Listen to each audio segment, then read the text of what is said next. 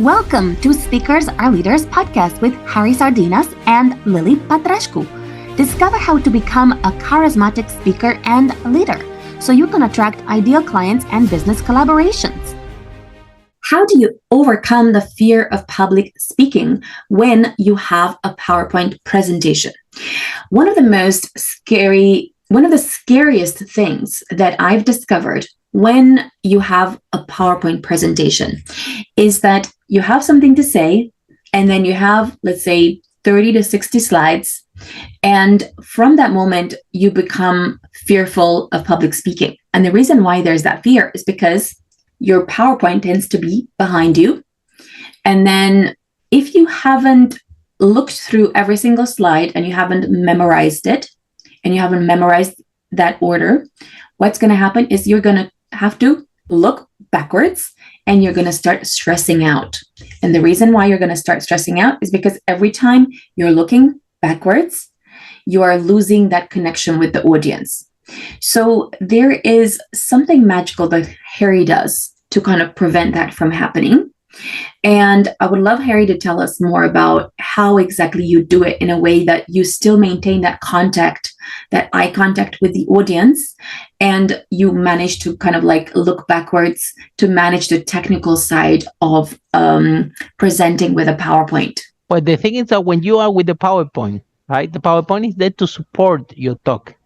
Is an element to support what you want to say. If you are relying on the PowerPoint, like the PowerPoint doesn't work, you won't be able to deliver the speech.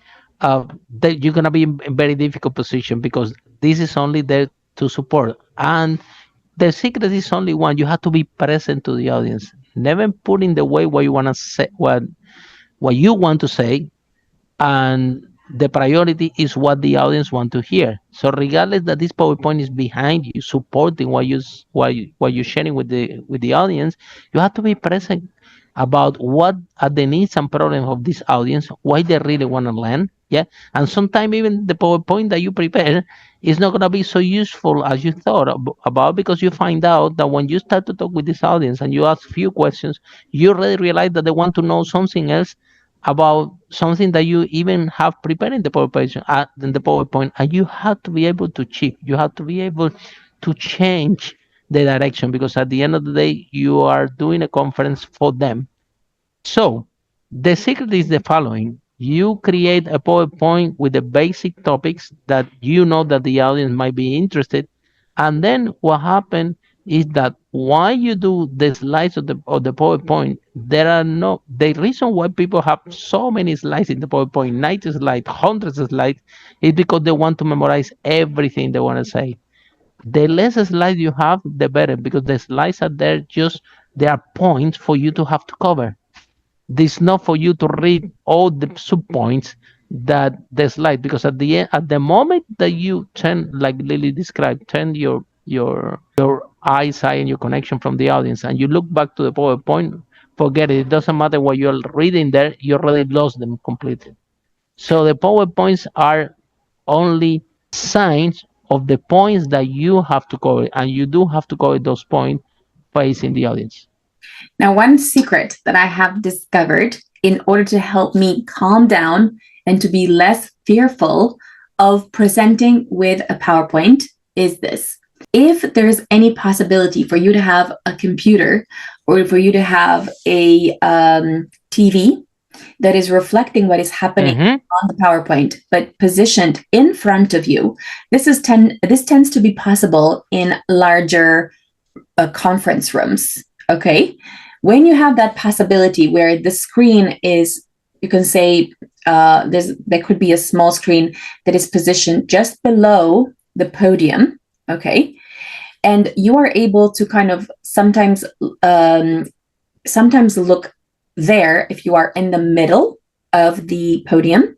Now, sometimes you will be to the right side, and you will be able to look to the screen that is on your left. And other times you will be on the right side of the podium, and then you'll be able to take a quick glance at the screen that is on your right. Okay. And this is like a a trick that you can use in order to become a lot more comfortable. Now, in situations where you have these big conference rooms where there are also screens that are in front of you, like let's say, and that's not typically the case, unfortunately, right? Then that is a really good way for you to like know what you're supposed to be covering, because when you have a screen in front of you, then you're super comfortable because you know what the thing is. It's only the fear only comes from not knowing what's behind you. Okay. Mhm. Fear that I have, for example, is Hold on, because one thing that I want to add is if the PowerPoint doesn't work, don't panic. I remember one time Lily was in a presentation and she clicked the next slide, and I remember of the slide. Do you remember, Lily, of the slide start to pass by really fast? That was unbelievable what happened in that conference. Nobody knew what to do. So Lily is like the clicker got attached to the PowerPoint and start to do to pass all the slide like so fast. And how you handle this? Well, you make a joke, you smile, and you forget about the PowerPoint. You deviate the main attention about what's not working, and then you continue with your talk. What is the next point, Lily? thank you. So the thing that I found most useful is, first of all, to look at all the different triggers, all the different things that make you fearful, and to find a solution for each of them. Okay. So, for example, for the you can say for the thing that gives me the biggest fear, which is not knowing what I have behind me, the first solution is, okay, do you have a screen that could be just below the podium? Second solution, is there any possibility to have screens that are in front, which is in front of you, but you can say at the very back of the audience, but still within sight, so that you can see what's actually happening behind you? A third possibility is, can you actually go through the slides so many times that you actually remember which slide? And have less slides also. As less slides as possible. Yes, another one could be, can you have someone else to handle the slides? Now, this one is one that I have found most effective. So in my case, what I do is I tend to, let's say, either I prepare something and then Harry tends to manage the slides for me. So let's say if I'm talking about my client Adobe and about how she overcame, her terrible situation and her 5 heart attacks, and she became a best-selling author and speaking around the world, that kind of thing. And then he would know which slide to actually touch. Okay. And then let's say if I'm speaking about how I managed to reach 150,000 followers, then he'll be flicking through the slides about that. Okay. So if you can have an assistant, a tech support, or in my case, just a business partner that can help you with that, with the flicking of the slides, then that will give you a lot of peace of mind. So you will not be worried or fearful about speaking with a PowerPoint. And I find that the same thing could happen if you're working in partnership with another person. So let's say you're speaking with another person at a conference. You can manage each other's slides so that, let's say, you're speaking with Pedro, and then Pedro, speaks, then you do his slides, and then the other way around. And that way you're managing each other's, PowerPoint. So for me, because I'm a technophobe is basically someone who's afraid of technology. Okay. And I still manage to do so many different things despite that, with the aid of my team and with the aid of Harry. So for people like me, then you need a support tech person to do that for you. And what I've discovered is that for so many years, I used to be absolutely terrified of the stage. But I realized actually the reason I was terrified was mainly because I was afraid of technology. So the minute you handle that, the minute you find a solution for that fear by having a physical person to handle that for you, then you realize actually you're good. And I've always been good kind of talking one-to-one to people. And what I found is that when you speak to a larger crowd, the biggest problem was actually facing the technology problem. So once you solve that, you don't have the fear anymore, because And lately, Lily, you don't want PowerPoint. In the latest speech that Lily is doing, I said, Lily, what you want to do? And Lily said, I don't need PowerPoint. So when you develop certain skills and you progress in your public speaking careers, you're going to reach a point that you know about the topic, you know what you're going to cover, and you don't even need the PowerPoint as a support piece.